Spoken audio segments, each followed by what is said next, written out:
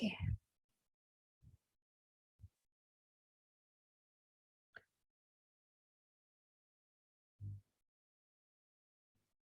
Oke, pada Zoom yang terakhir kurang besar ini. Terbaca segini? Iya, terbaca ya? kurang Ibu. Kurang besar? Iya, Ibu. Sudah besar? Sudah terbaca? Sudah, Ibu. Sudah ya. Oke ya.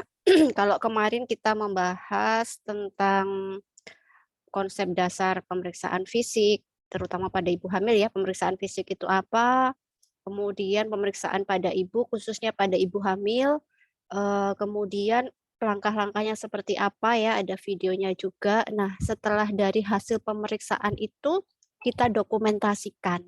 Kita dokumentasikan kan kita tulis ya, jadi intinya apa yang sudah kita periksa itu tersimpan. Nah, tujuannya apa didokumentasikan? Ya, memang untuk aspek secara legal ya. Salah satu bukti bahwa kita sudah melakukan pemeriksaan. Nah, bukan hanya didokumentasikan saja, tapi itu merupakan suatu bukti legal yang bila mana catatan tersebut akan dibutuhkan sebagai arsip seperti itu ya. Dicatat untuk perkembangan pasien. Kalau kita tidak mencatat, kita tidak akan tahu, bahkan mungkin juga bisa lupa ya. Nah, catatan itu disimpan oleh bidan itu sendiri dan juga biasanya dibawa oleh ibu hamil. Kalau ibu hamilnya biasanya menggunakan buku KIA ya, warna pink itu ya. Oke.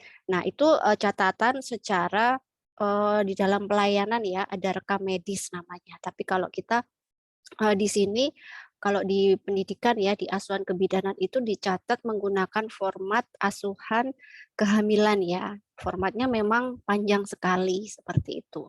Tapi nanti di lahan pelaksanaannya biasanya cuma hanya menggunakan swab saja seperti itu. Nah, ini adalah format asuhan kebidanan ibu hamil antenatal care. Apakah beda juga formatnya antara pemeriksaan fisik atau asuhan pada bayi, atau asuhan pada ibu nifas, atau asuhan pada KB atau remaja? Beda tidak? Kira-kira beda tidak formatnya? Ada yang tahu? Kira-kira beda tidak? Beda tidak formatnya? Atau sama semuanya pakai format ini? Kira-kira sama apa beda?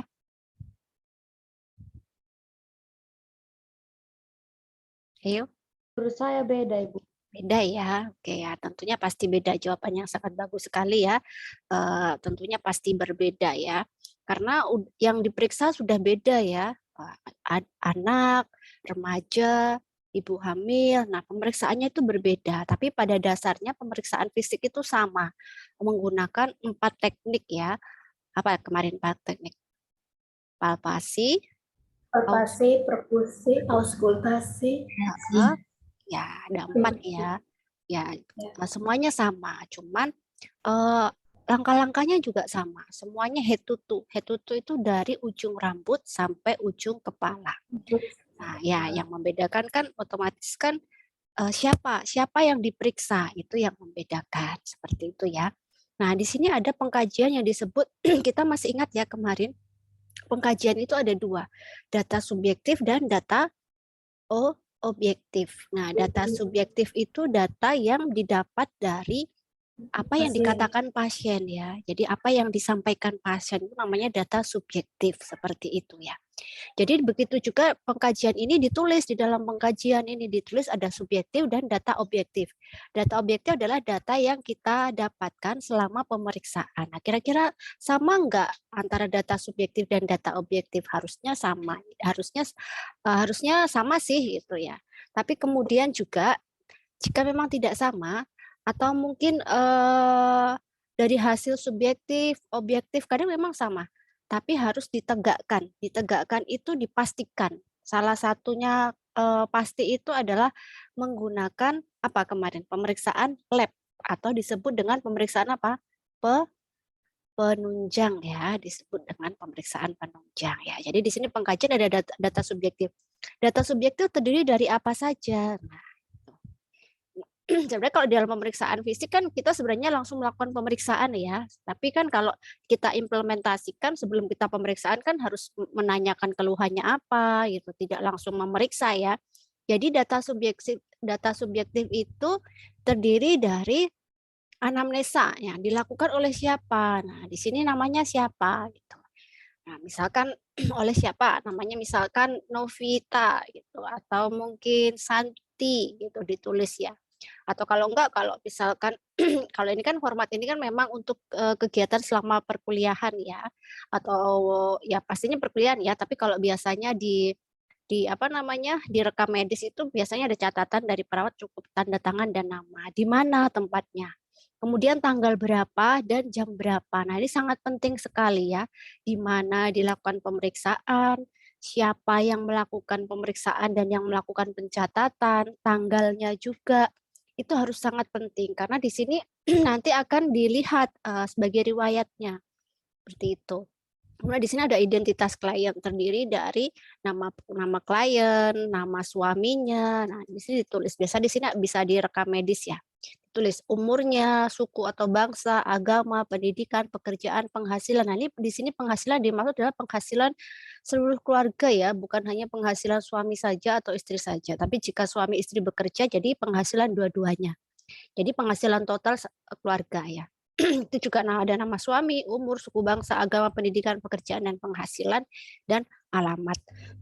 Biasanya identitas klien ada yang kalau di rekam medis yang di pelayanan tidak ada nama inisial ya, tapi kalau biasanya untuk kegiatan AN, kegiatan di praktek untuk di pendidikan biasanya namanya disingkat, ditulis inisial. Misalkan Nyonya Santi begitu cuman ditulis Nyonya S gitu saja, seperti itu. Nah, menanyakan alasan kunjungan saat ini tuh apa? Nah, di situ. Alasannya apa? Kalau ibu hamil biasanya kalau memang nggak ada keluhan biasanya ya waktunya kontrol kayak gitu. Terus biasanya ada juga alasan kunjungan saat ini karena mungkin mual muntah. Alasan mungkin pusing atau mungkin apa, atau mungkin obatnya habis kayak gitu ditanyakan ditulis di sini. Kemudian keluhan utamanya apa? Yang dirasakan saat ini apa gitu ya. Kalau misalkan waktunya kontrol biasanya keluhan utamanya juga tidak ada ya, karena memang fisiologis dia nggak memiliki keluhan apa-apa, kalau ibu hamil kan memang wajib kontrol, dia hanya kontrol saja, jadi keluhan utamanya mungkin ditulis tidak ada. Jadi di sini ditanyakan, kan pasiennya yang bisa menjawab di sini ya, makanya disebut data subjektif. Kemudian juga menanyakan riwayat menstruasi. Menars itu adalah pertama kali itu tahun berapa, usia berapa ya. Kemudian siklus menstruasi. Siklus menstruasi nanti kalau ketemu mata kuliah kesehatan reproduksi akan ketemu di situ, akan dibahas secara detail ya. Di situ ada siklus yang panjang, siklus pendek seperti itu ya. Biasanya rata-rata siklus yang normal itu 28 hari. Jadi dia rutin ya setiap 28 hari. Bukan berarti misalkan tanggal 28 Desember bulan depannya 28 Desember tidak, tapi dihitung 28 hari atau kadang ada yang 30 hari, ada yang kurang seperti itu ya. Dan itu teratur atau tidak teratur. Jadi itu jika teratur, yang tidak teratur dicoret. Jika tidak teratur, yang teratur dicoret. Kemudian lamanya berapa hari. Kemudian banyaknya darah di sini ditulis hari pertama, kan kita nggak bisa menghitung berapa cc kayak gitu ya. Jadi intinya banyaknya darah dihitung dari softtek ya. Pembalut yang dipakai. Kalau penuh itu biasanya 30 sampai 50 cc ya satu pembalut itu. Tapi tergantung ya, sekarang kan model-model pembalut macam-macam. Ada yang panjang 35 senti, ada yang 25, ada bahkan yang 40 ya seperti itu ya. Jadi kita kalau yang dimaksud seperti itu adalah pembalut yang ukuran biasa ya itu. Hari pertama, hari kedua, hari ketiga mungkin satu pembalut penuh. Mungkin ganti berapa kali sehari gitu. Terus kemudian hari kedua mungkin ketiga dan keempat mungkin pembalut tidak penuh gitu. Ganti sehari berapa kali kayak gitu. Nah, konsistensinya ini cair atau kental kayak gitu. Nah, dismenor itu ada nyeri enggak?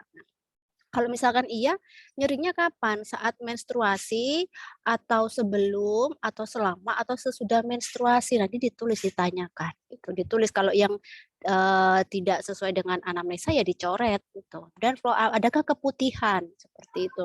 Kalau keputihan ditanyakan warnanya seperti apa? Keputihan tuh yang bagus kan warnanya bening atau putih ya.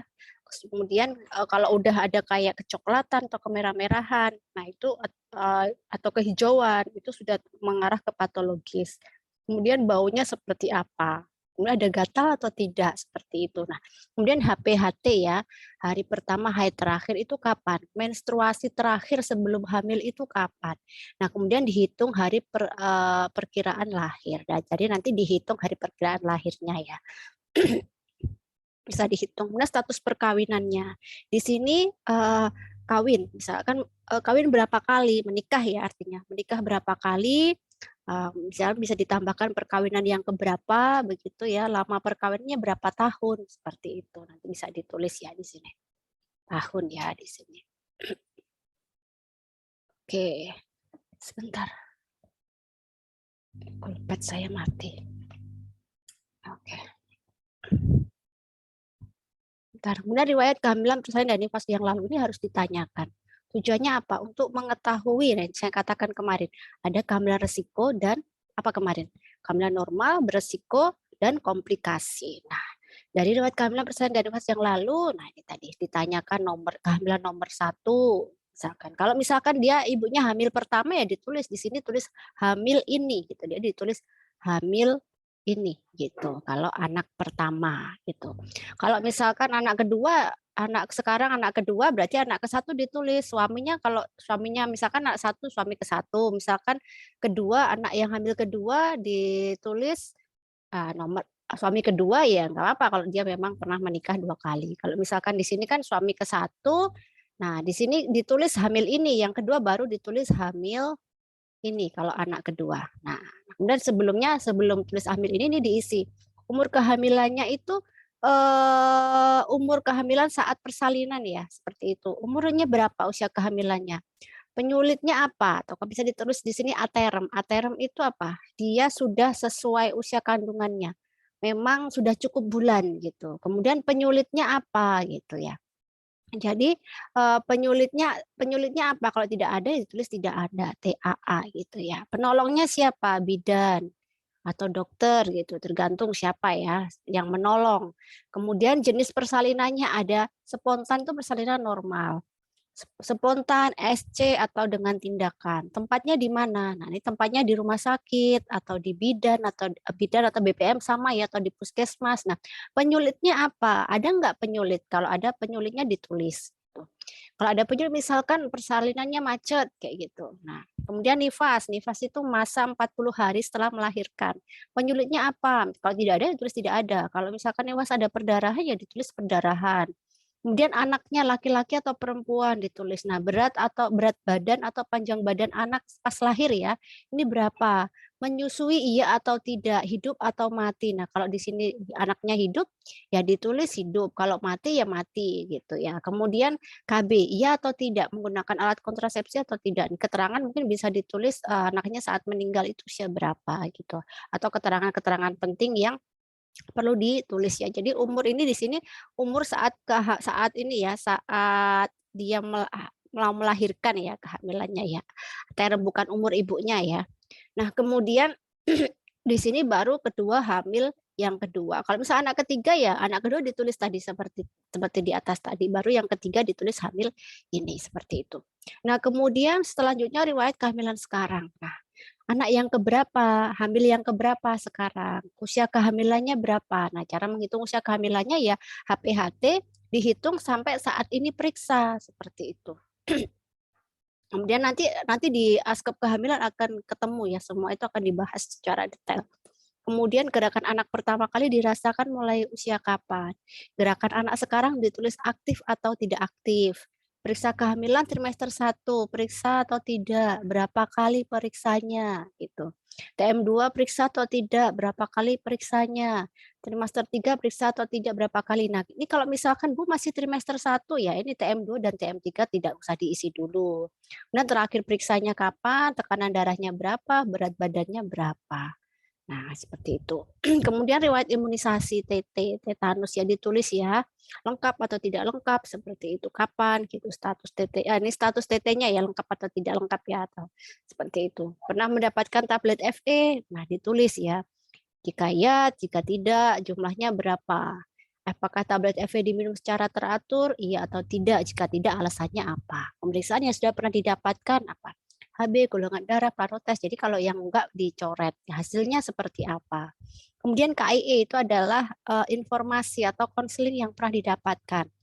Kira-kira apakah sudah dapat KIE senam hamil, gizi, persiapan laktasi, persiapan kelahiran, ada tanda bahaya seperti itu.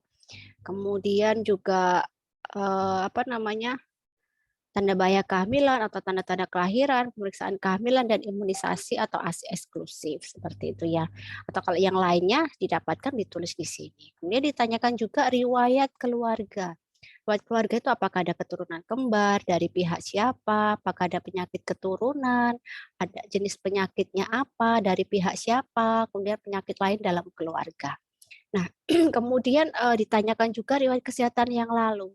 Penyakit menahun kemarin apa contohnya? Penyakit menurun kemarin apa contohnya? Penyakit menular apa contohnya? Kemarin sudah dibahas ya, apa penyakit menahun, apa penyakit menular. Kemudian keadaan sosial, psikososial ya, keadaan psikososialnya, kehamilan ini diharapkan atau tidak, alasannya apa, kehamilan ini direncanakan atau tidak, harapan terhadap kehamilan sekarang ini apa, jenis kelaminnya apa harapannya, penolongnya siapa, tempat bersalinnya di mana, seperti itu ya. Oke. Kemudian latar belakang budaya dan dukungan keluarga. Kebiasaan atau upacara adat istiadat di saat hamil itu seperti apa? Kalau di Jawa itu biasanya ada 7 bulanan seperti itu. Mungkin kalau di tempat lain, di suku yang lain ada enggak? Maka menyesuaikan di tempatnya masing-masing. Kemudian kebiasaan keluarga yang menghambat itu apa? Contohnya misalkan ibu dilarang mengkonsumsi ikan atau apa ya. Intinya kebiasaan keluarga itu yang apa ya, menghambat itu tidak sesuai yang bisa membahayakan ibunya, seperti tapi di situ diyakini benar seperti itu ya. Kemudian kebiasaan keluarga yang menunjang, contohnya selalu mensupport ibu untuk selalu periksa, selalu mengingatkan ibu waktunya periksa, seperti itu ya. Dukungan dari suami itu bagaimana, dukungan dari keluarga yang lain seperti apa, itu ya. Biasanya kalau ini berkaitan dengan jika kehamilan yang tidak diinginkan. Biasanya kebiasaan dan dukungan dari keluarga kurang ya, seperti itu. Oke, kemudian pola kebiasaan sehari-hari ini juga ditanyakan. Pola nutrisinya, nah sebelum hamil makan berapa kali gitu. Kemudian apa saja nutrisinya, jadi di situ harus ditanyakan. Apakah terdiri dari menu seimbang? Ada sayur, ada lauk, ada susu, ada buah, ada air putih. Nah, berapa kali sehari gitu. Nah, kemudian sebelum hamil, kemudian selama hamil gimana? Ada perubahan nggak kayak gitu? Dan keluhan yang dirasakan. Nah, itu keluhan yang dirasakannya adalah keluhan yang dirasakan selama hamil ya. Dan pola ini eliminasi. Jadi BAB, BAK. Sebelum hamil sehari berapa kali, BAK berapa kali, terus kemudian warnanya seperti apa, kayak gitu. Jadi harus ditanyakan. Kalau BAB konsistensi ya, padat atau lembek, warnanya, baunya, seperti itu ya. Kemudian keluhan yang dirasakan selama hamil, adakah perbedaan? Biasanya kalau terkait pola eliminasi terutama BAB ya ibu hamil biasanya akan mengalami susah BAB ya atau kalau enggak kalau konsumsi minum tablet FE itu BAB-nya warnanya hitam gitu ya. Oke, kemudian pola istirahat tidur. Nah, ditanya juga sebelum hamil tuh tidur malam itu berapa jam, tidur siang berapa jam. Nah, selama hamil bagaimana? Tidur malam berapa jam, tidur siang berapa jam gitu ya.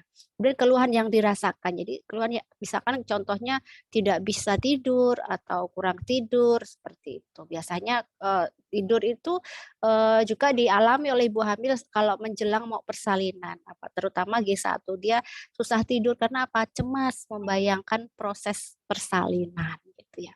Dan pola aktivitas sebelum hamil, selama hamil kalau dirasakan apa? Misalkan kalau ibu rumah tangga mungkin ya apa ya memasak, mencuci, menyapu seperti itu ya.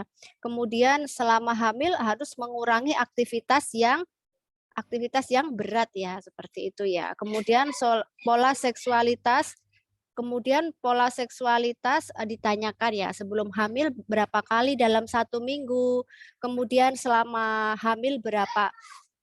sebelum hamil berapa minggu seperti itu. Kemudian ada keluhan apa gitu. Biasanya pola seksualitas ini selama hamil ibu jarang melakukan ya seperti itu.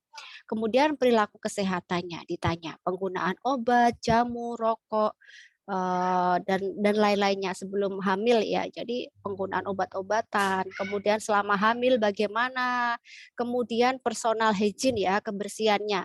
Mandi, keramas atau gosok gigi itu berapa kali, ganti celana dalam dan pembalut. Nah, sebelum hamil ya tentunya pembalut ini ya. Kemudian cara bersihkan genitalia, keluhan yang dirasakan seperti itu. Jadi ditanyakan gitu ya.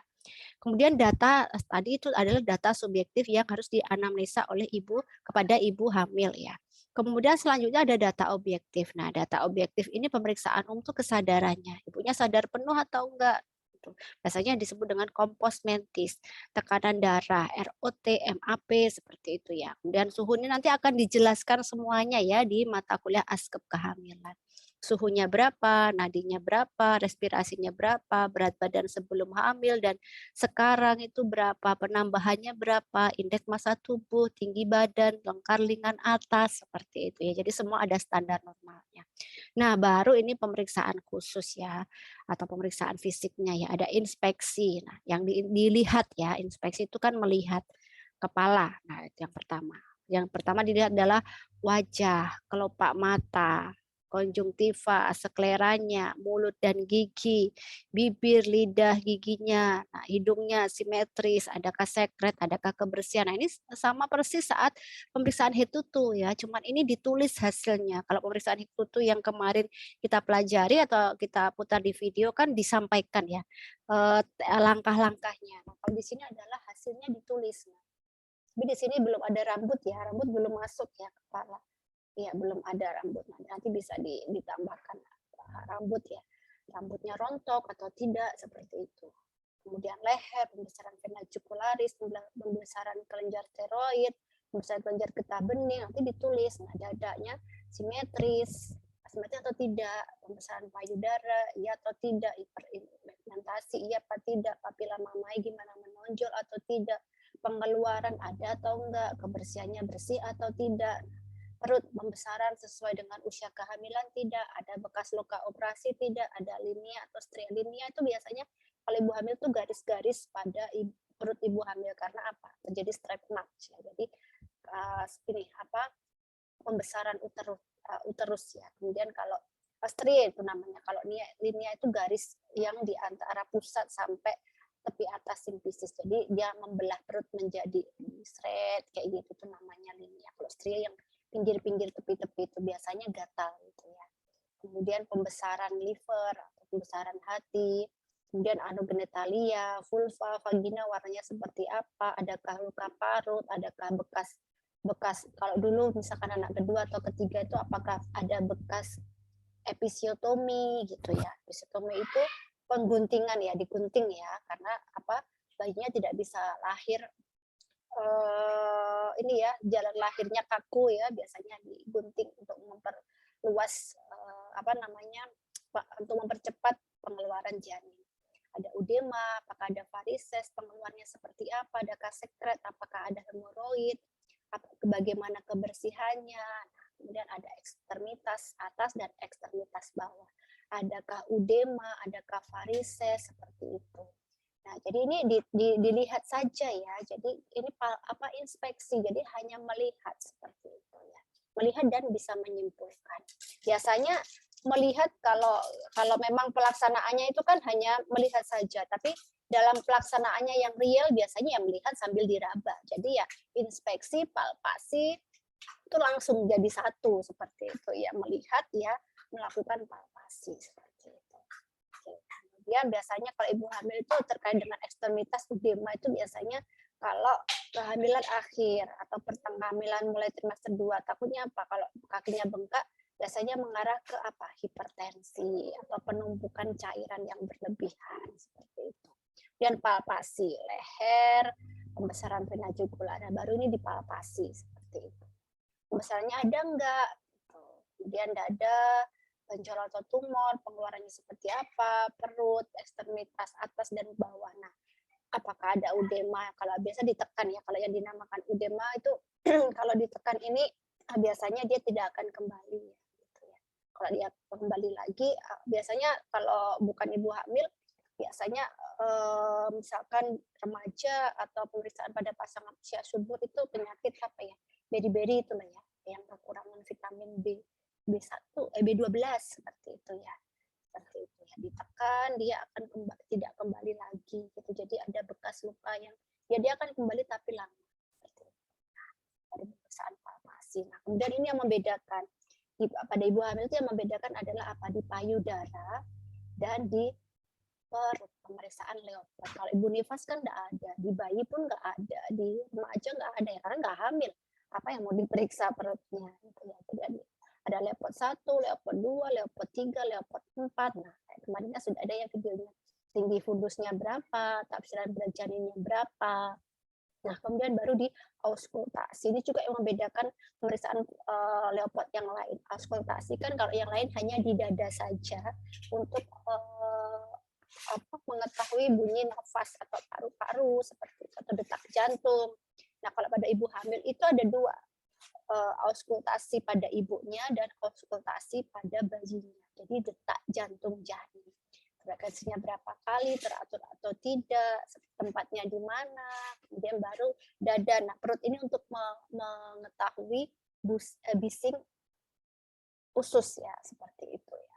Nah, kalau perut ini, pemeriksaan auskultasi perut ini juga bisa untuk selain ibu hamil ya, terutama ibu nifas itu atau ibu postpartum ya, yang biasanya SC itu ya.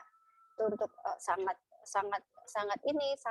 sering dilakukan pemeriksaan bising DJJ atau auskultasi pada perut karena untuk mengobservasi atau memantau bunyi bising usus seperti itu. Karena ibunya kan belum boleh makan ya, masih harus puasa terlebih dahulu untuk menunggu peristatik usus. Tapi sekarang tindakannya berbeda ya.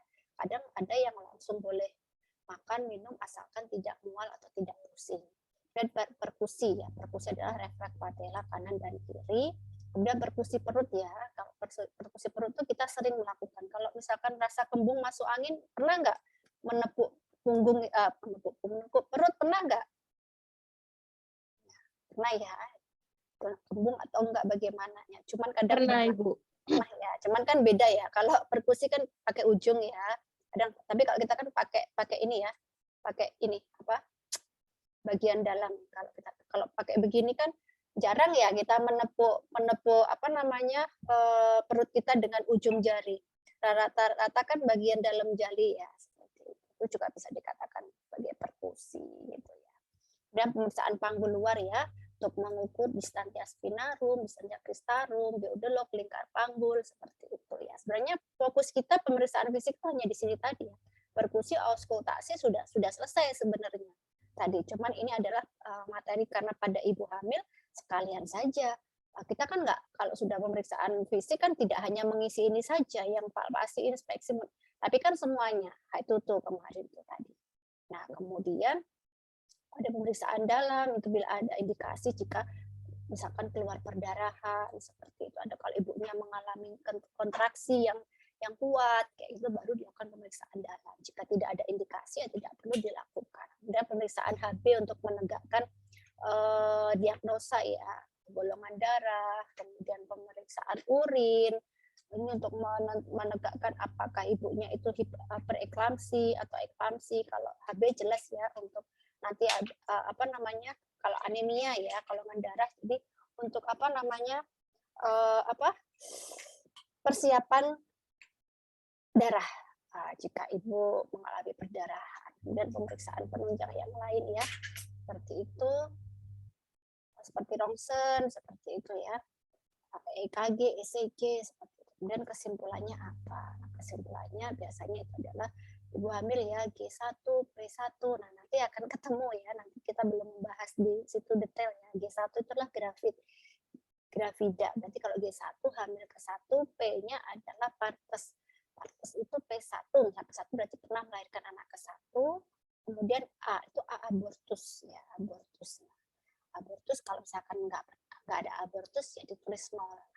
Nanti akan ketemu ya secara umum dulu ya, step by step dulu, karena kalau nggak step by step nanti bingung. Nah, kemudian kesimpulannya apa? Biasanya kalau kita cukup sampai di sini saja. Biasanya di sini kesimpulan, baru di sini langsung ke ini evaluasi biasanya ya. Jadi habis setelah itu yang bukan disebut manajemen Varney. Kalau yang kemarin manajemen Varney kan ada 7 langkah.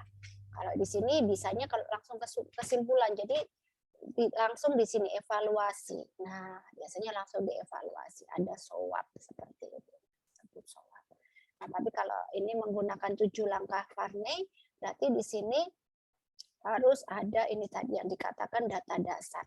Data dasarnya itu tadi dari ditulis data subjektifnya apa saja, kemudian data objektifnya apa saja gitu. Sehingga kita bisa mengatakan mendiagnosa bahwa ibu hamil. Nah, kalau kita mendiagnosa hamil, berarti data subjektifnya apa? Ibu mengatakan dari mana? Semua ini diambil dari hasilnya tadi.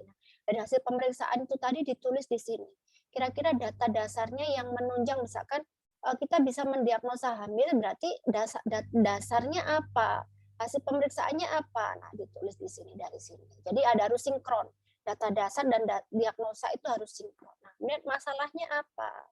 Kebutuhannya apa? Ya, nanti belum dulu ya, nanti karena harus menguasai dulu, harus dapat teori secara detail dulu ya. Sebenarnya untuk hari ini sih cukup sampai di itu tadi, di ini kesimpulan ya. Untuk swabnya masih nanti gitu ya. Sebenarnya udah cukup. Cuman ini nggak apa-apa, ini gambaran saja. Nanti kalau ketemu di aspek kehamilan itu seperti itu. Kemudian selanjutnya ada diagnosa potensial. Nah, diagnosa potensial ini adalah misalkan ibunya emesis seperti itu ya. Nah, kalau tidak ditangani, dia akan bisa terjadi hiperemesis. Nanti pasti kebutuhan segera. Kira-kira ini adalah kebutuhan yang saat itu harus dilakukan. Kalau jika tidak dilakukan, akan membahayakan nyawa ibunya. Seperti itu, diagnosa potensial. Ya. Jika nggak ada, ya nggak perlu. Kayak gitu. Contohnya adalah ibu datang dengan perdarahan. Diagnosa antisipasi kebutuhan segaranya apa ya? Memberikan apa? Menghentikan perdarahan atau penata laksanaan shock seperti itu ya. Kemudian di situ intervensi, tanggal jam berapa, masa diagnosanya apa. Nah, tujuannya biasanya setelah dilakukan asuhan kebidanan selama berapa? 1 kali 15 menit. Biasanya kalau 15 menit itu kalau ibu hamil yang datang ke poli atau rawat jalan. Karena kan kita ketemunya hanya maksimal 15 menit atau kadang 10 menit ya seperti itu. Tapi kalau misalkan di rumah sakit ya 1 kali 24 jam atau 1 kali shift yang pastinya 1 24 jam ya 1 kali 24 jam. Jadi tujuan misalkan keluhannya apa? Misalkan keluhannya terjadi anemi, tujuannya yaitu setelah dilakukan asuhan selama 1 kali 24 jam, ibu memahami. Nah, kalau anemi kan ya belum bisa ya, belum bisa dilihat apakah setelah 1 jam 21 ke 24 jam itu aneminya atau turun. Jadi ya, bisa ditulis ibu memahami, ibu mengerti gitu ya. Kemudian kriteria hasilnya. Kriteria hasilnya ada batas normalnya ya. Kriteria hasil 1, ibu sudah tidak mengalami mual lagi. Usia kehamilannya berjalan sesuai usia. Kehamilannya pembesaran uterus berjalan dengan sesuai usia, tanda-tanda vital dalam keadaan normal. Ya, itu ada yang disebut kriteria hasil. Jadi tujuannya adalah apa, hasilnya seperti apa begitu. Nah, kemudian di sini baru ditulis intervensinya apa, rencana yang akan kita lakukan apa. Dengan adanya keluhan ini mau saya apakan, dan harus ada rasionalnya. Rasional itu adalah alasan mengapa kok saya mau melakukan pemeriksaan fisik, mengapa kok saya meminta ibu untuk tes HB, itu semua harus ada alasannya. Nah, intervensi biasanya di awal selalu diawali dengan komunikasi terapeutik. Yang pertama memperkenalkan diri pada pasien. Tujuannya rasional apa? Supaya ada kedekatan emosional atau menjalin komunikasi terapeutik. Artinya apa? Dengan kedekatan emosional antara bidan dan pasien itu kooperatif. Jika pasien kooperatif, percaya, mereka akan lebih mengikuti saran-saran dari bidan, itu akan lebih diikuti. Pasien juga akan lebih terbuka. Sama saja dengan kita. Kalau kita dengan teman kita itu semakin dekat, kita akan semakin nyaman, semakin mengenal, semakin mengenal, kita akan semakin terbuka. Dengan kita semakin terbuka, kita akan akhirnya kita akan tahu, oh, teman ini tuh seperti ini. Pasien juga begitu. Bidan semakin dekat dengan pasien akan semakin mengetahui riwayat apa yang dialami. Biasanya adalah pengaruhnya dengan psikologis seperti itu. Jadi harus itu semakin dekat ada perkenalan, kemudian pemeriksaan, kemudian baru menyampaikan hasil atau kalau enggak memberikan pengobatan. Nah, pengobatan itu bisa merujuk atau apa itu tergantung dari hasil pemeriksaannya. Baru yang terakhir jangan lupa menyampaikan hasilnya, kemudian memberitahu kapan harus berkunjung ulang.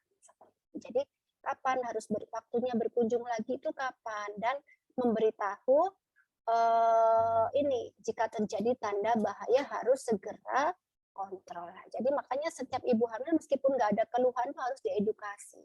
Salah satunya yaitu memberikan tanda bahaya kehamilan atau ketidaknyamanan dan cara mengatasinya. Dan setiap trimester itu berbeda ya. Kebutuhannya berbeda, ketidaknyamanannya berbeda. Nah, kemudian diimplementasi. Implementasi itu menulis ulang tadi dari rencana. Kalau misalkan tadi lakukan pendekatan dengan ibu atau lakukan pemeriksaan fisik atau lakukan pemeriksaan tanda-tanda vital. Nah, di sini implementasinya melakukan tanda-tanda vital seperti melakukan pemeriksaan tanda-tanda vital disertai hasil. Hasilnya tensinya berapa, nadinya berapa ya di sini. Ada diagnosa, masalahnya apa, kebutuhannya, tanggal berapa, jam berapa, ditulis semua ya di sini ya. Terus implementasinya itu tadi, menulis ulang tadi. Gitu ya. Nah, kemudian selanjutnya ada evaluasi. Nah, ini swab itu adalah subjektif. Nah, apakah ibu mengatakan apa? Ibu mengatakan sudah mengerti penjelasan pasien seperti itu. Ibu mengatakan iya benar, ibu mengatakan sudah mengerti penjelasan pasien atau mengatakan keluhannya apa, seperti itu. Objektifnya data yang didapatkan apa saja, ditulis di sini singkat. Asesmennya, nah di sini ibu sudah mengerti penjelasan dari petugas, kalau tidak asesmennya langkah 1, 2, 3 dihentikan, langkah 5 dan 6 dilanjutkan. Jadi intervensi mana yang dilanjutkan, intervensi mana yang dihentikan. P-nya planningnya. Planningnya apa? Kontrol ulang seminggu lagi, seperti itu ya. Atau apa rencananya berikutnya, seperti itu ya. Tidak apa-apa, ini masih secara umum terlebih dahulu ya. Memang belum sampai ke sini karena materi askep kehamilan aja belum dapat. Tapi ini hanya dianggaplah secara umum dulu gitu ya. Jadi kalau ada sih contohnya, nah nanti gambaran saja dulu. Nanti akan lebih memahami secara detail jika sudah sesuai dengan tahapannya. Jadi ketemu askep kehamilan dibahas dulu, kehamilan itu seperti apa, kemudian prosesnya seperti apa, kendalanya apa, ketidaknyamanannya, baru nanti diimplementasikan di dalam format seperti itu ya. Karena kan kemarin ini belum dapat materi askep kehamilan, belum ini, jadi hanya secara umum saja. Karena memang tujuannya kemarin adalah pemeriksaan fisik. Oke ya, itu ya dari nanti format ini juga ada yang patologi, fisiologis itu sama, cuma nanti yang membedakan adalah keluhannya. Oke, baik, itu materi yang dari Bu Erma. Dari sini ada yang mau disampaikan? Kita diskusi. Ada tidak yang mau disampaikan? Jadi pada intinya adalah kemarin yang pertemuan kedua dan ketiga itu di situ. Kalau ini sebenarnya hanya pengkayaan saja. Cuman kita tahu setelah kita melakukan pemeriksaan fisik itu ditulis, didokumentasikan di mana seperti itu. Ya. Oke, ada yang mau ditanyakan? Atau dipahami dulu?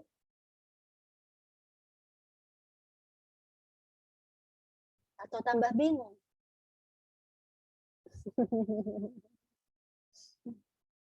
Ngapain? Ya, nggak apa-apa, namanya proses. Nah, bingung itu juga proses loh. Bingung itu proses, berarti ada sesuatu yang masuk gitu. Kalau nggak bingung sama sekali itu malah tanda tanya gitu. Kalau bingung berarti ada yang masuk gitu, ada proses gitu. Kalau nggak bingung ya mungkin ada dua kemungkinan, udah paham kayak gitu, udah pernah melihat kayak gitu. Jadi hanya mengulang. Jadi biasanya kalau udah paham itu cuma gini, mengangguk-angguk gitu. Cuma kalau begini gitu, tanda tanya gitu, ada sesuatu di sini. Apa gitu ya. Ada lagi? Atau cukup? Nanti kita tatap mukanya udah selesai ya. Nanti minggu berikutnya hanya ini ya, pertemuan melalui Google Form aja ya, mengerjakan soal latihan ada 20 ya nanti. Nanti langsung bisa tahu hasil skornya dan bisa dilihat juga jawabannya seperti itu ya. Kemudian nanti ada absensi, ujian akhir semester itu adalah absensi secara keseluruhan ya, karena siakatnya belum bisa dibuka. Jadi sementara absensinya semuanya pakai secara manual dari Google Form. Oke, baik. Tidak ada yang ditanyakan. Cara yang ditanyakan, yang bagi yang bisa membuka kamera, dibuka, kita foto bersama untuk dokumentasi. Oke, bisa dibuka kameranya, kita dokumentasi.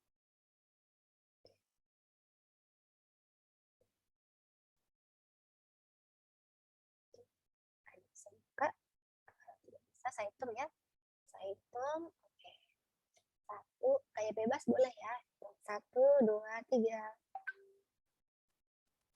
Oke, saya simpan ya. Saya simpan. S1 pemeriksaan fisik ya.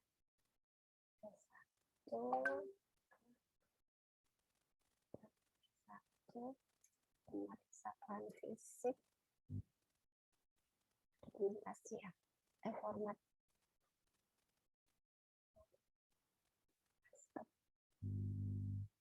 Oke, simpan dulu. Oke, baik. Jika tidak ada, dicari ya dan dibaca ulang ya. Untuk materi-materinya tidak harus dari materi dari Bu Erma, boleh membaca dari literatur yang lain atau dari buku-buku yang lain untuk tambah wawasan ya, seperti itu. Untuk yang lainnya Bu Devi dan Bu ini sudah masuk Bu Devi dan Bu Chandra? Belum?